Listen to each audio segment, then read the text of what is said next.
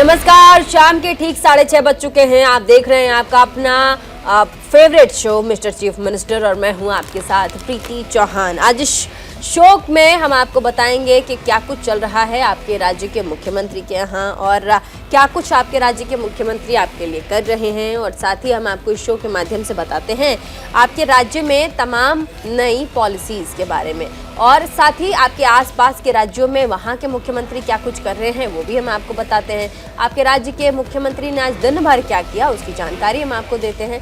कौन से कार्यक्रम में उन्होंने हिस्सा लिया, आपके प्रदेश को क्या सौगातें मिली, ये भी आपको बताते हैं। इस शो के जरिए तमाम जानकारी आपके राज्य के मुख्यमंत्री के बारे में, एक एक गतिविधि के बारे में इस शो के जरिए आपको बताना हमारा प्रयास होता है। आज शुरुआत हम करेंगे उत्तर प्रदेश के मुख्यमंत्री योगी आदित्यनाथ से।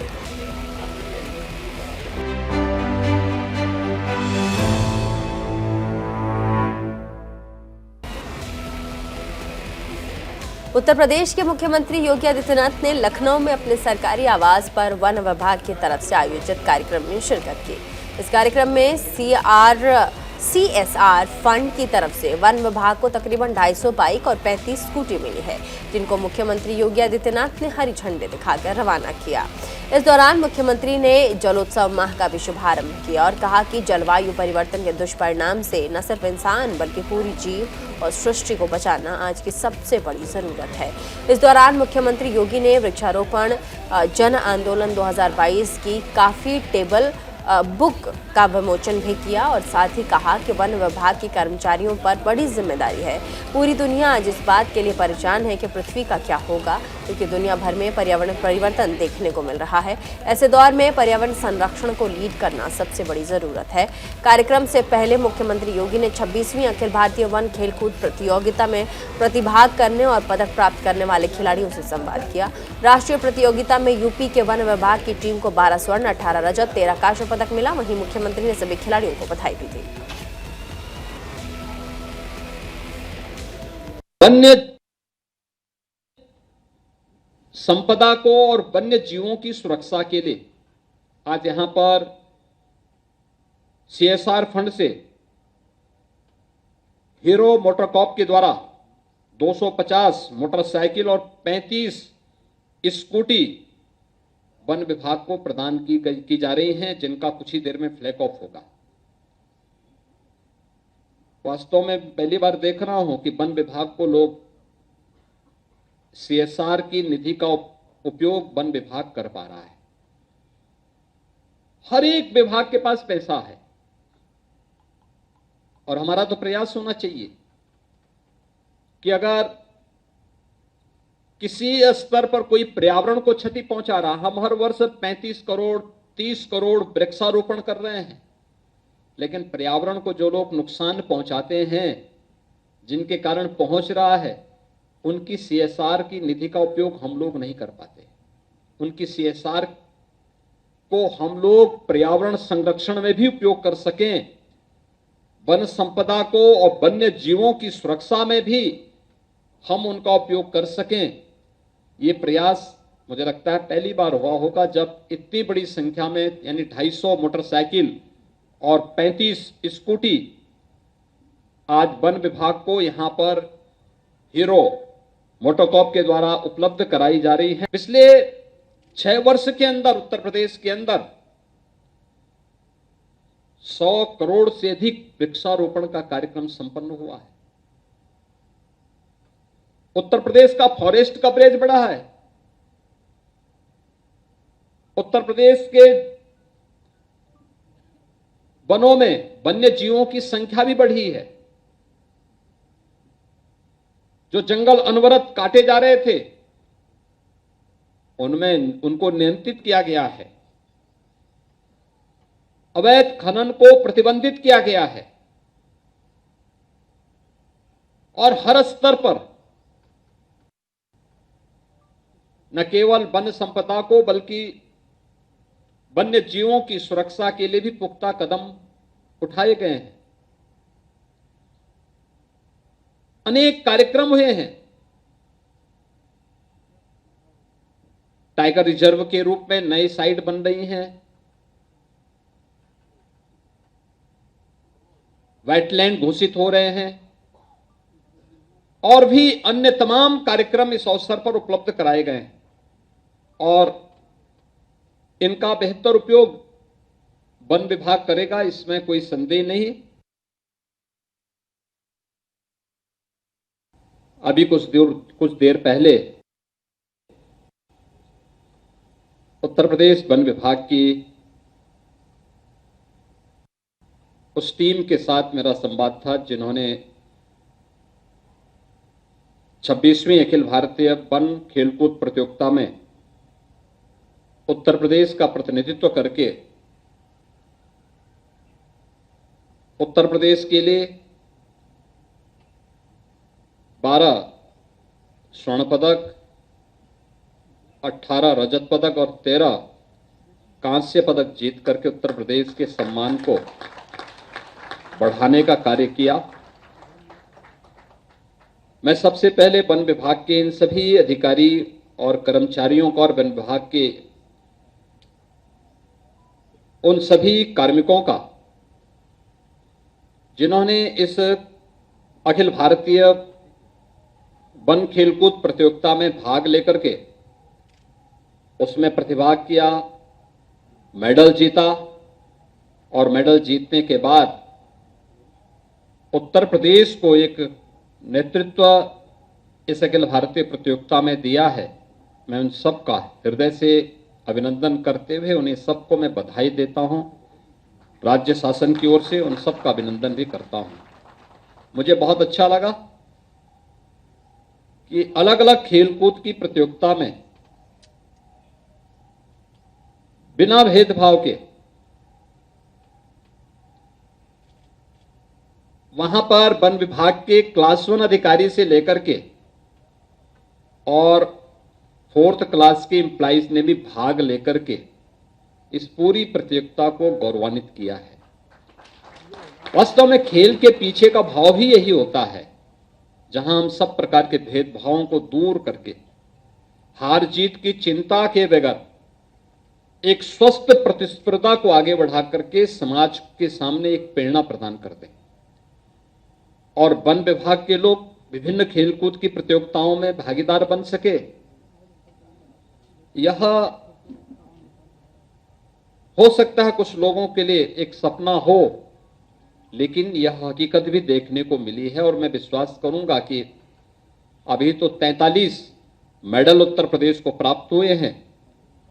अगली बार उत्तर प्रदेश की इस भारी टीम को नंबर 1 स्थान प्राप्त करने की तैयारी करनी चाहिए और एक नियमित दिनचर्या का हिस्सा इसे बनाना चाहिए। और अब बात उत्तराखंड की करते हैं। यहाँ पर रामनगर में 28 से 30 मार्च तक होने वाली G20 समिट का खालिस्तान समर्थकों ने विरोध तेज कर दिया। इतना ही नहीं, खालिस्तानी की तरफ से उत्तराखंड के मुख्यमंत्री पुष्कर सिंह धामी को धमकी दी गई कि उत्तराखंड में उनके संगठन से जुड़े लोगों पर केस दर्ज न किए जाएं। दरअसल प्रतिबंधित संगठन सिख फॉर जस्टिस के मुखिया गुरपतवंत सिंह पन्नू की रिकॉर्डेड आवाज में धमकी भरी कॉल लोगों को आ रही हैं। इन कॉल्स की जांच के लिए डीजीपी अशोक कुमार ने एसटीएफ को लगाया है। इस मामले में प्रदेश के मुख्यमंत्री पुष्कर सिंह धामी ने कहा कि पूरा पुलिस विभाग इस मामले को देख रहा है। गृह विभाग, पुलिस मुख्यालय और एजेंसियां हर गतिविधि पर नजर रखे हुए। इस दौरान मुख्यमंत्री धामी ने रामनगर में होने वाली G20 की बैठक पर कहा कि G20 की बैठकों को लेकर के तैयारियां जोरों पर है और G20 का सम्मेलन अच्छा होगा। तो वहीं मुख्यमंत्री धामी ने जोशीमठ में पुनर्वास कार्य को लेकर कहा कि जोशीमठ में पुनर्वास का काम तेजी से हो रहा है। मुख्यमंत्री ने कई संस्थाओं का धन्यवाद किया जो लोगों के लिए राहत सामग्री दे रही है। सारा G20 का सम्मेलन अच्छा होगा और संपूर्ण व्यवस्थाएं प्रशासनिक रूप से सुरक्षा की दृष्टि से हर दृष्टि से वहां पर कर ली गई हैं। मैं भी कल से वहीं कैंप करूंगा और लगातार G20 के सम्मेलन तक मैं भी वहीं रहने वाला हूं, इसलिए सभी व्यवस्थाएं अच्छी हो रही हैं। बहुत अभूतपूर्व होगा। हम माननीय प्रधानमंत्री जी का धन्यवाद करते हैं कि उन्होंने उत्तराखंड जैसे राज्य में भी, जहां पहले के समय में ये इस प्रकार की जो G20 या कोई अंतर्राष्ट्रीय स्तर की बैठकें होती थी तो वो केवल दिल्ली में या उसके आसपास होती थी। ये पहला अवसर है कि देश के कोने कोने में हो रही है और उत्तराखंड को भी 3 बैठकें मिली हैं, जिसकी रामनगर में पहली बैठक अभी प्रारंभ होने वाली है, फिर हमारी 2 बैठकें मई और जून के महीने में होंगी। पुलिस को पूरी तरह से निर्देशित कर दिया गया है। हमारा पूरा होम डिपार्टमेंट, हमारा पूरा पुलिस मुख्यालय, हमारे सारी सी एजेंसियां उसको पूरी तरह से देख रही हैं और एक एक गतिविधि पर सब पर नजर है। संस्था सेवा समाज द्वारा ये आज काफी सारी जो सामग्री है राहत के समय में वो लोगों के लिए यहाँ से भेजी गई है। मैं सबका धन्यवाद करता हूँ कि जो ऐसे समय में ऐसी संस्थाएं और ऐसे संस्थान आगे आ रहे हैं और लोगों की मदद कर रहे हैं, और भगवान से प्रार्थना भी करते हैं कि जोशीमठ शहर जल्दी जो है सारी जो पुनर्वास है लोगों का वहाँ पर सहायता है ठीक प्रकार से हो, व्यवस्थित तरीके से हो। उसके लिए जहाँ सरकार काम कर रही है वहीं हमारी संस्थाएं भी आगे आ रही हैं, और भारत सरकार का भी, माननीय प्रधानमंत्री जी का लगातार इस जोशीमठ शहर के लिए उनकी लगातार समीक्षा है, लगातार उन्होंने सहायता का हमको आश्वासन दिया हुआ है, भरोसा दिया हुआ है, और हमने इस बार सामान्य बजट में भी जोशीमठ शहर को ठीक करने के लिए, आगे के लिए 1000 करोड़ रुपए की व्यवस्था की है, और भारत सरकार भी हमारा सभी सहयोग कर रही है। और अब बात दिल्ली के मुख्यमंत्री अरविंद केजरीवाल की कर लेते हैं, जिन्होंने दिल्ली बजट सत्र के बाद मीडिया से बातचीत की और कहा कि पिछले 65 सालों में दिल्ली ने जितनी तरक्की की है उससे ज़्यादा विकास पिछले 8 सालों में हुआ है। उन्होंने बताया कि 8 सालों में आपकी सरकार ने दिल्ली में 28 फ्लाईओवर बनाए हैं, जबकि आने वाले 2 से 3 सालों में दिल्ली में 29 फ्लाईओवर्स बनाए जाएंगे। इससे दिल्ली की जनता को जाम से निजात मिलेगी। इस दौरान मुख्यमंत्री केजरीवाल ने मुफ्त बिजली योजना को रोकने पर कहा कि मुफ्त बिजली को रोकने के लिए व्यापक साजिश रची जा रही है, जिसे दिल्ली सरकार कामयाब नहीं होने देगी। इस मौके पर मुख्यमंत्री केजरीवाल ने कम पढ़े लिखे वाले बयान पर कहा कि अगर नेतृत्व पढ़ा लिखा होगा तो फैसले भी बेहतर लिए जाएंगे, और अगर नेतृत्व कम पढ़ा लिखा होगा तो उसके लिए फैसलों का असर देश पर होगा।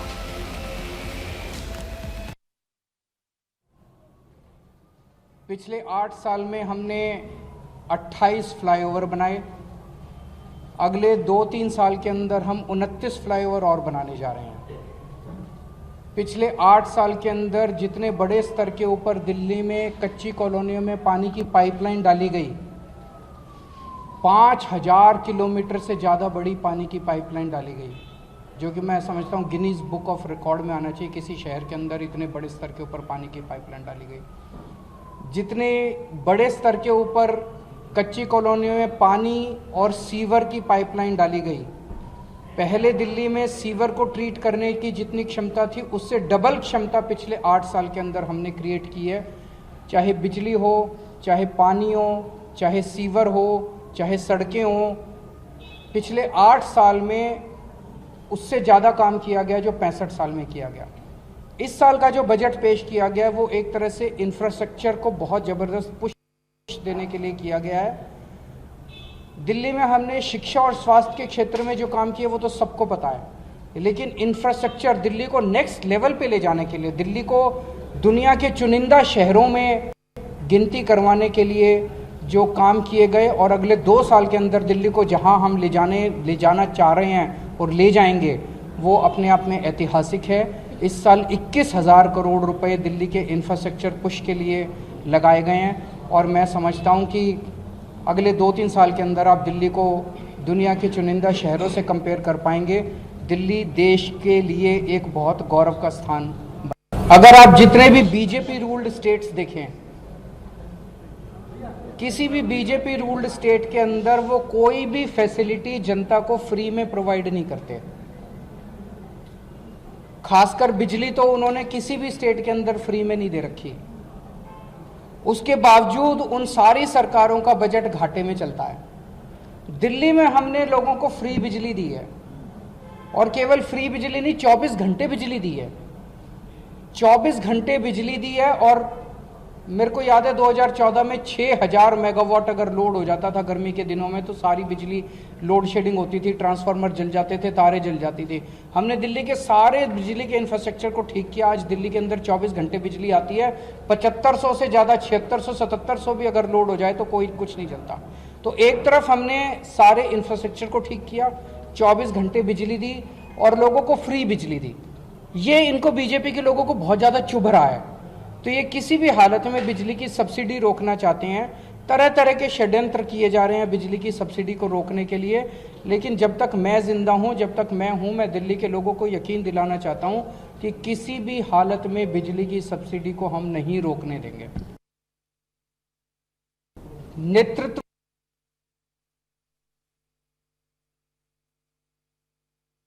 का पढ़ा लिखा होना बहुत जरूरी है।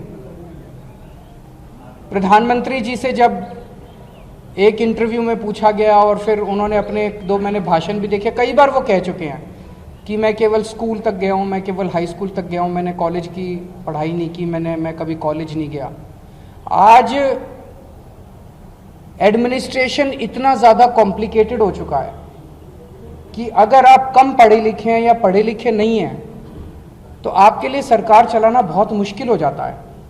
बहुत ऐसे ऐसे अफसर आके ऐसे आपको घुमाते हैं कि आपको पता भी नहीं चलता कहां कौन फाइलों में कहां साइन करा के ले गया, आपको पता ही नहीं चलता।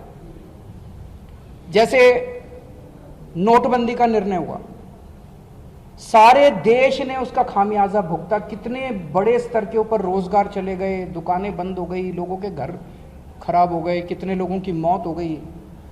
वो नोटबंदी का निर्णय जो है, अगर कोई पढ़े लिखे प्रधानमंत्री होते कभी नोटबंदी का निर्णय नहीं लेते। पता नहीं किसने जाके उनके कान भरे, उनको समझ नहीं थी, उनको समझ नहीं आया और उन्होंने नोटबंदी का निर्णय ले लिया। उन्होंने 3 किसानों के कानून बनाए। वो शुरू से ही सब कह रहे थे इतने खराब कानून है, किसानों का बेड़ा गर्क हो जाएगा, देश के किसानों का बेड़ा गर्क। उनको समझ नहीं आया, पता नहीं कौन जाके उनके कान भर देता, उनको समझ नहीं आता क्योंकि कम पढ़े लिखे हैं और देश को उसका खामियाजा भुगतना पड़ा 700 से ज्यादा। और अब बात पंजाब के मुख्यमंत्री भगवंत सिंह मान की करते हैं, जिन्होंने पंजाब में बारिश और ओलावृष्टि से हुए नुकसान के मुआवजे को लेकर के चंडीगढ़ में अधिकारियों के साथ बैठक की है। बैठक में लिए गए फैसलों की जानकारी देते हुए मुख्यमंत्री मान ने कहा कि प्रकृति के संकट में सरकार किसानों के साथ खड़ी है। उन्होंने कहा कि मैंने खुद प्रभावित इलाकों का दौरा किया। मुख्यमंत्री मान ने मुआवजे का ऐलान करते हुए कहा कि पिछले सालों की तुलना में इस बार किसानों को 25% ज़्यादा मुआवजा दिया जाएगा। फसल क्षति के मुआवजे में 25% का इजाफा किया गया है। उन्होंने कहा कि अगर फसल क्षति 75% से ज़्यादा होती है तो राज्य सरकार किसानों को 15,000 रुपये प्रति एकड़ की दर से मुआवजा देगी। अगर नुकसान 33 से 75% होता है तो किसानों को 6,750 रुपये प्रति एकड़ की दर से मुआवजा मिलेगा। दिनी पंजाब दे विच बहुत भारी बेमौसमी बरसात हुई, गड़ेमारी हुई, तेज़ हवावां ते वाह बरोले चले। उहदे नाल खड़ियां हुई फसलों का नुकसान हो गया, खास तौर पर कणकां का बहुत ज़्यादा भारी नुकसान हो गया। लोगों के घरां दीयां छत्तां भी ढह गईयां, पशुओं का भी नुकसान हो गया, हरे चारे का नुकसान हो गया। मैं आप जाके देख के आया निहाल सिंह वाला दे पिंडां च, पत्तो हीरा सिंह, खाई, मैं किसानों नूं मिल के आया, मजदूरों नूं मिल के आया। मैं मुक्तसर दे डब वाली ढाब ते आले दुआले दे पिंडां दे किसानों नूं मिल के आया, आप खेतों के जाके देख के आया कि बहुत ज़्यादा नुकसान होया। उस तो बाद भाई रूपा, सेलबरा, गुमटी, भगता भाईका का इलाका, उत्थे भी जाके आए। इस तो बना पसियाणा, जालां, ये पटियाले का इलाका है। सो जिथे जिथे मैं गया मैं आप देखिया अखी कि बहुत भारी नुकसान होया, खास तौर पर कणकां का। पक्कियां जिहड़ियां कणकां ने वो बिल्कुल विछ गईयां, डिग पईयां। मैं लोकां नाल गलबात कीती ते लोकां ने बिल्कुल ये सामने सानूं दिखाता कि आज देख लो जी साडा हाल हो गया। सो कुदरती आफतां दा जिहड़ा प्रबंधन हुंदा है ਉਹਦੇ ਵਿੱਚ बहुत सारा पैसा ਹੁੰਦਾ सरकारां कोल। सो फंडां की कोई कमी नहीं हुंदी। मैं अपने सारे अफसरां की हंगामी मीटिंग बुलाई तो मैं उन्हां तो पुछया कि पुराने तरीके किहड़े ने जिहड़े मुआवजा देण दे, वो मैं देखे, असीं वो सारे बदलते। सब तो पहलां तां जिहड़े पुराने तरीके मुताबक वध तो वध नुकसान का 12,000 रुपये दिता जांदा सी, 75% तो 100% तक का 12,000 रुपया दिता नहीं जाता सी, ऐलान किया जाता सी, मिलता नहीं सी। कई बारी तो जख्मां ते नमक छिड़किया जाता सी, 54 रुपये के चैक भी आ जाते सी, 111 रुपये का चैक भी आ जाता सी, 124 रुपये का चैक भी आ जाता सी। वो भी पता नहीं किन्ने चिर बाद धक्के खा के। ਸੋ ਅਸੀਂ ਐਲਾਨ ਕੀਤਾ ਹੈ 75% ਤੋਂ 100% ਦੇ ਵਿੱਚ ਜਿੰਨਾ ਵੀ ਫਸਲਾਂ ਦਾ ਨੁਕਸਾਨ ਹੋਇਆ ਹੈ, ਉਹ 'ਚ 15,000 ਰੁਪਈਆ 1 ਏਕੜ ਦਾ, ਯਾਨੀ ਕਿ 25% ਅਸੀਂ ਵਾਅਦਾ ਕਰਤਾ, ਉਹ ਮਿਲੂਗਾ। ਤੇ 33% ਤੋਂ 75% ਤੱਕ ਜਿਹੜਾ ਪਹਿਲਾਂ 5400 ਸੀ, ਉਹ ਹੁਣ ਅਸੀਂ ਵਧਾ ਕੇ 25% ਵਧਾ ਕੇ 6750 ਰੁਪਏ ਕਰਤਾ। ਤੇ ਜਿਹੜਾ ਪਹਿਲਾਂ 26 ਤੋਂ 33 ਹੁੰਦਾ ਸੀ, ਉਹਨੂੰ ਅਸੀਂ 20% ਤੋਂ 33 ਕਰਤਾ, ਤਾਂ ਕਿ ਜੇ ਕਿਸੇ ਦਾ 1 ਏਕੜ 'ਚੋਂ 1 ਬਿੱਗਾ ਵੀ ਫਸਲ ਦਾ ਨੁਕਸਾਨ ਹੋ ਗਿਆ ਤਾਂ ਉਹਨੂੰ ਵੀ ਮੁਆਵਜ਼ਾ ਮਿਲਣਾ ਚਾਹੀਦਾ। ਔਰ ਮੁਆਵਜ਼ਾ ਕਿਵੇਂ ਮਿਲੂਗਾ, ਕਿਹਨੂੰ ਮਿਲੂਗਾ, ਇਹਦੇ ਤਰੀਕੇ ਵੀ ਅਸੀਂ ਪਾਰਦਰਸ਼ੀ ਕਰਨ ਲੱਗੇ ਹਾਂ। ਅਸੀਂ ਪ੍ਰਸ਼ਾਸਨ ਨੂੰ ਹੁਕਮ ਦਿੱਤਾ ਹੈ, ਸਾਰੇ ਡੀਸੀਜ਼ ਨੂੰ ਹੁਕਮ ਦਿੱਤਾ ਹੈ ਕਿ ਜਦੋਂ ਵੀ ਗਿਰਦੌਰੀ ਕਰਨੀ ਹੈ, ਔਰ ਗਿਰਦੌਰੀ 1 ਹਫ਼ਤੇ ਦੇ ਵਿੱਚ ਵਿੱਚ ਕਰਨੀ ਹੈ, ਸਪੈਸ਼ਲ ਗਿਰਦਾਵਰੀ ਦੇ ਹੁਕਮ ਦਿੱਤੇ ਨੇ। ਉਹ ਗਿਰਦੌਰੀ ਜਿਹੜੀ ਹੈ, ਕੋਈ ਪਟਵਾਰੀ ਜਾਂ ਕੋਈ SDM ਜਾਂ ਤਹਿਸੀਲਦਾਰ ਜਾਂ ਕੋਈ ਹੋਰ ਅਫਸਰ ਗਿਰਦੌਰੀ ਕਰਨ ਜਦੋਂ ਜਾਊਗਾ, ਉਹ ਕਿਸੇ ਖਾਸ ਬੰਦੇ ਦੇ ਘਰ 'ਚ ਬਹਿ ਕੇ ਗਿਰਦੌਰੀ ਨਹੀਂ ਕਰ ਸਕਦਾ। ਉਹ ਅਨਾਉਂਸਮੈਂਟ ਹੋਊਗੀ ਗੁਰਦੁਆਰਾ ਸਾਹਿਬ 'ਚ, ਸਾਰਾ ਪਿੰਡ ਆਪਣੇ ਆਪਣੇ ਖੇਤ ਦਿਖਾ ਦੇ ਕਿ ਇੱਥੇ ਇੱਥੇ ਨੁਕਸਾਨ ਹੋਇਆ, ਉਹੀ ਲਿਖਿਆ ਜਾਵੇ, ਅਤੇ ਸ਼ਾਮ ਨੂੰ ਜੋ ਜੋ ਗਿਰਦੌਰੀ ਦੇ ਵਿੱਚ ਲਿਖਿਆ ਹੋਇਆ ਉਹ ਸਾਰਾ ਪੜ੍ਹ ਕੇ ਸੁਣਾਇਆ ਜਾਵੇ, ਅਤੇ ਥੱਲੇ ਲੋਕਾਂ ਦੇ ਸਾਈਨ ਕਰਾਏ ਜਾਣ, ਮੋਹਤਬਾਰ ਲੋਕਾਂ ਦੇ ਉਸ ਪਿੰਡ ਦੇ। ਅਤੇ ਉਸ ਤੋਂ कुछ दिनों बाद असी पैसे जिहड़े ने। मिस्टर चीफ मिनिस्टर में फिलहाल के लिए बस इतना है। इसी के साथ देश और दुनिया की तमाम बाकी बड़ी खबरों को देखने के लिए बने रहिए न्यूज़ इंडिया 24/7 के साथ, और देखना ना भूलें आपका favourite show mister chief minister.